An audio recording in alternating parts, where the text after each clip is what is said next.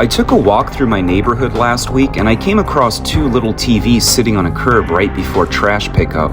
They were caked in dirt, but I was happy to see that one was a Trinitron, so I took the long walk back to my house twice to see if they work. It's rare enough to find one CRT on a curb anymore these days, so I was really happy that I found two, and they both powered on with no issue. I don't get too excited over the small 13-inch CRTs, but I thought I could at least play around on them and see how good the picture looked. The CRT on the left is a 13-inch RCA, and the one on the right is a 13-inch Sony Trinitron. Both sets had very strong tubes on them and a very crisp and impressive picture. Both of the CRTs cleaned up very nicely, and what's interesting is that you would think a 13-inch TV would look tiny next to a big 27-inch model. Maybe it's just camera perspective, but they actually look perfectly fine, and I'm starting to appreciate 13-inch TVs a lot more now. I think it's been at least a couple of years since I came across a curbside CRT, so I wanted to do a video that goes into each one just to see how lucky I got with the picture. I still think it's best to hold out and try to pick these up for free or as cheap as possible, but I noticed as the years go by, it's getting harder and harder to do that. Try to avoid paying hundreds of dollars on eBay if possible. I know it's tempting if you have a credit card, but do try to go the OfferUp or estate sale route if you want to save money. I still have a pretty big stockpile of these things racked up in my garage, so I'll probably end up giving away the RCA for free and just hanging on to the Trinitron. Let's start by taking a look at the Sony set first and see how good a rescue set can look for retro gaming. This little 13-inch Trinitron cleaned up very nicely, and I was really impressed with how strong the tube is. I went for the Sony first on my trip back home just in case I wasn't able to come back and pick up the RCA. It had a really thick layer of dirt all over it, and it was sitting on top of an ant pile. So when I got back, the first thing I did was make sure that it actually turns on and had high voltage. Once I verified that it works, I spent time spraying it down and getting it looking pretty good again. Cosmetically, it's in great shape. The only flaw that I noticed was that the front door was broken off, but this model only supports a headphone jack on the front side, so it really wasn't that big of a deal. I don't get too excited for basic 90s entry-level Trinitron models, but I thought the quality of the composite signal in the tube was so good, I think I'll keep it as a backup for now. We've been getting daily thunderstorms here in Florida, so I managed to save both TVs from rain and going to the landfill. Let's go ahead and run this through the 240p test suite and do some basic checks on how good the picture looks.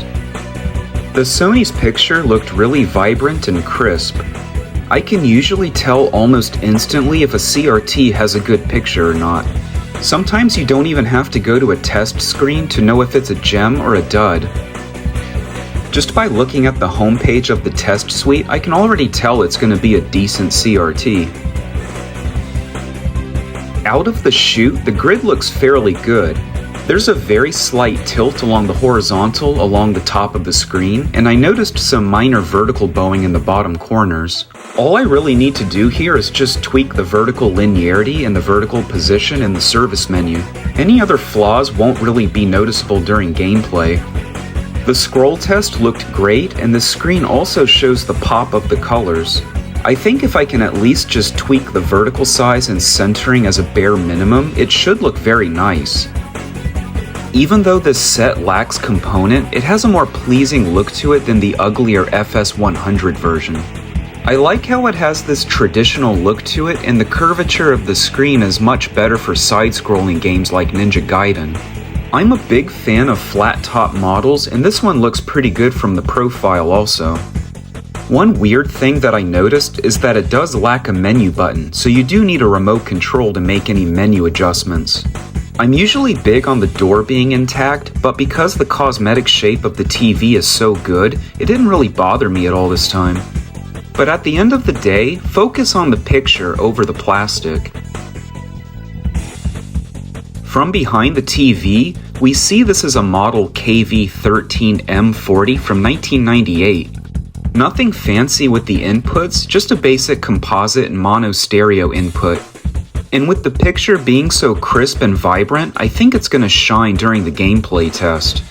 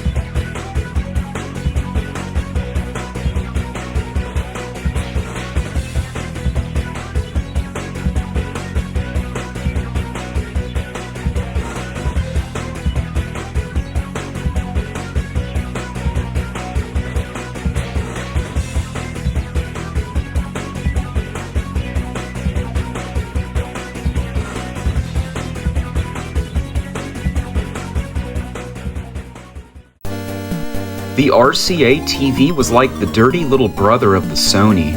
This set unfortunately face-planted really hard on the ground and was completely caked in dirt.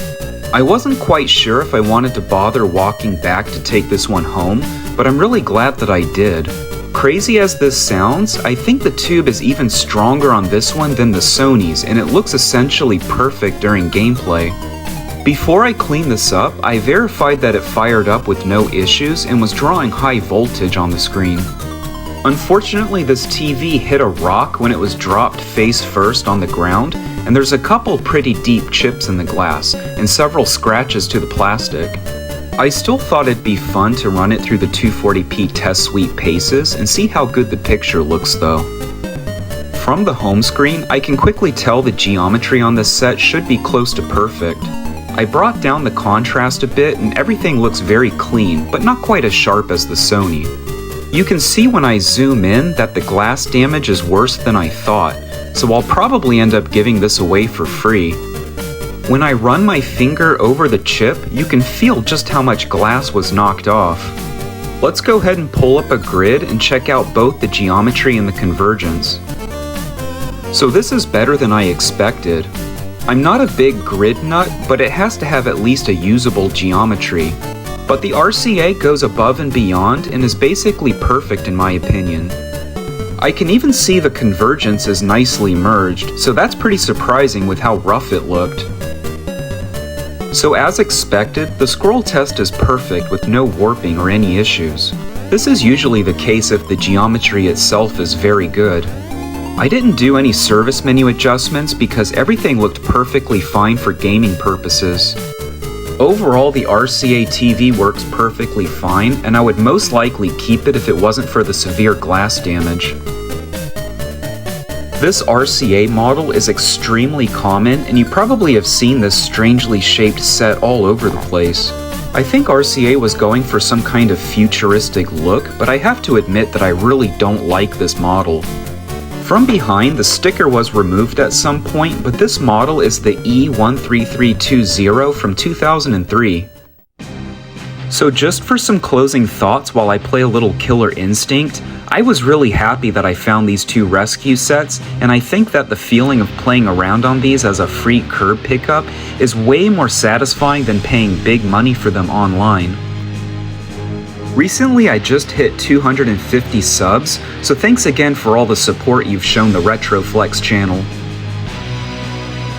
I'll do my best to make more content, but with how rare CRTs have gotten these days, I think it might be a while before a new video comes out, so I really appreciate your patience.